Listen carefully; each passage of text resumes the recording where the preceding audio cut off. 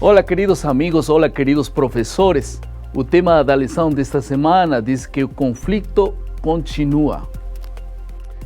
Aqui em minhas mãos tem uma funda e algumas pedrinhas que estão aqui. A Bíblia diz que Davi matou o gigante Golias com esses instrumentos. A pergunta é, será que foi isso? Essas pedrinhas apenas foram um instrumento, mas o que realmente matou o gigante foi o poder de Deus. O foco da lição desta semana é saber que Deus é capaz de usar instrumentos insignificantes para repelir a onda do mal. Vamos entrar agora na parte da compreensão. Aqui nós vamos ver como as monarquias e profetas enfrentaram as crises.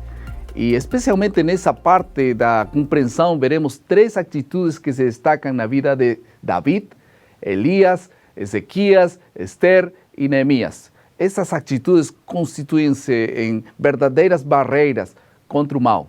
E esses valores são humildade, valor e fé. Vamos falar então como a humildade e também a fé e o valor se constituem realmente barreiras para esses homens. Humildade, valor e fé. Homens humildes, homens valorosos e homens cheios de fé. Vamos começar então com David.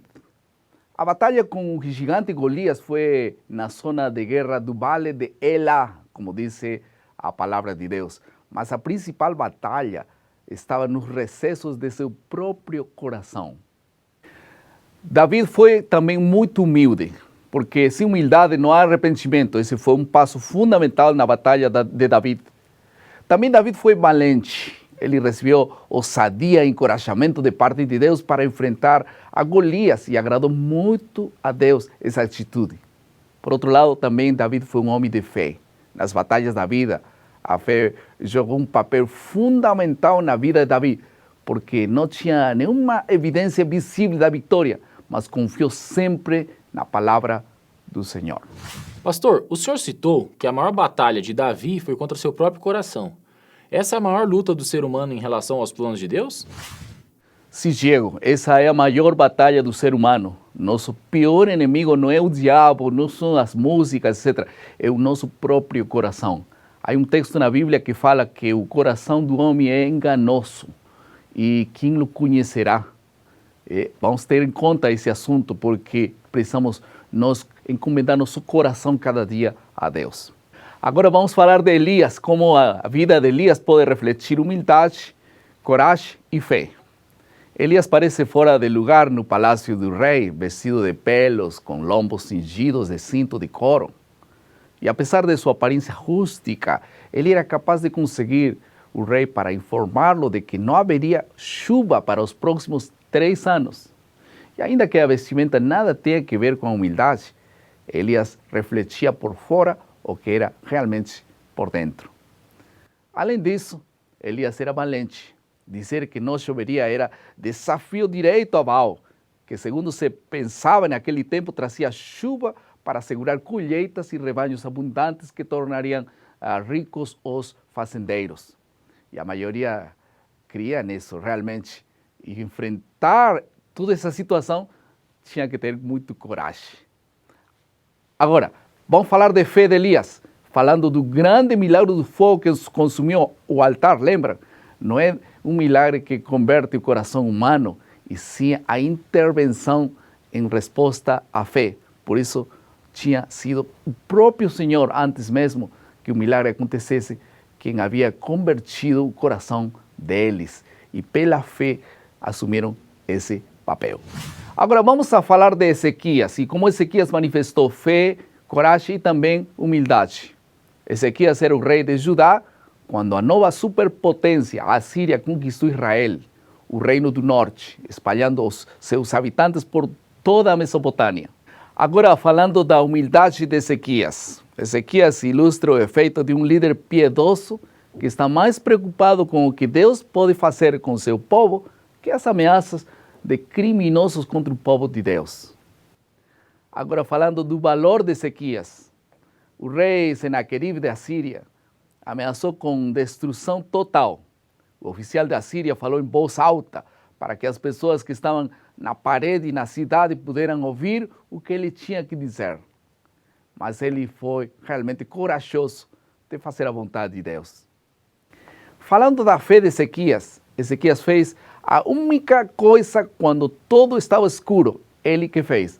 Ele orou. Isso é o que fazem homens de fé, oram. Agora vamos entrar na vida de Esther e como ela manifestou humildade, coragem e também fé. Esther não confiava em seu cargo e pede que jejuem por ela e só depois iria falar com o rei. Humildade. Falando de valor, Esther falou, se eu tiver que morrer, morrerei. Que tremendo acto de valor. E falando de fé, quando Esther teve que enfrentar a ameaça causada por Amã, um tema que percorre essas histórias e a luta de Deus em favor de seu povo, o Senhor assumia cada batalha como a sua. E Esther, pela fé, acreditou. Agora vamos falar de Neemias. Neemias era um oficial de confiança da corte do rei Artaxerxes. Durante o tempo em que o reino do norte de Israel já não existia mais, e o reino de Judá do sul estava no exílio. Aqui, este homem, Neemias, mostrou humildade. Deus não escolheu um homem extraordinário para reconstruir a cidade de Jerusalém. Escolheu apenas uma pessoa simples. Era o copeiro do rei. Falando do valor, frente às ameaças e zombarias dos adversários que permaneciam firmes aí para querer destruí-los, eles foram também firmes para continuar reconstruindo a cidade de Jerusalém. Agora falando de Neemias e a fé dele, Neemias respondeu às provocações com fé. E ele falou, o Deus dos céus é quem nos dará bom êxito. Neemias confiava absolutamente no Senhor. Seu ânimo estava firme no Senhor. Agora vamos a passar à terceira parte do nosso esboço, que é a aplicação. Como todas as lições se aplicam a nosso diário viver, especialmente falando de humildade, fé e coragem. Sabem, nossas batalhas espirituais hoje pertencem a Deus. Da mesma forma que pertenciam quando Ele ajudou a Davi a vencer o Golias, ou a Elias a vencer ou prevalecer sobre os profetas de Baal. Uma segunda aplicação. Qual seria o seu sentimento se você fosse Elias no Monte Carmelo? Ou Ezequias enfrentando os assírios saqueadores? Ou Esther e Mordecai enfrentando a ira de Amã? Não importando o que tenhamos feito, nem a gravidade de nossa queda, como podemos ter a certeza de que seremos perdoados se nós nos arrependemos, como ocorreu no caso de David? Vale a pena pensar nisso. Agora vamos entrar na última parte do nosso esboço, que é a criatividade. O produto final de todas as lições que temos estudado nessa semana. De onde vem a humildade? Encorajamento e fé. A Bíblia diz que a fé vem pela pregação e a pregação pela palavra de Deus.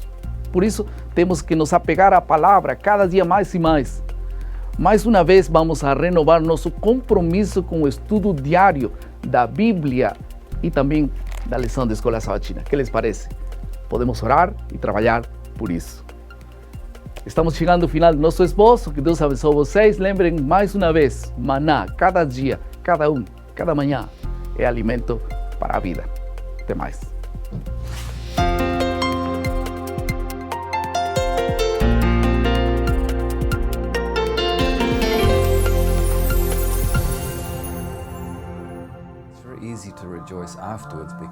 É muito fácil regozijar-se após a libertação por causa do sentimento de alívio. Antes da libertação, existe ansiedade e medo, preocupação, todas as piores emoções. E não há muito que possamos fazer sobre isso.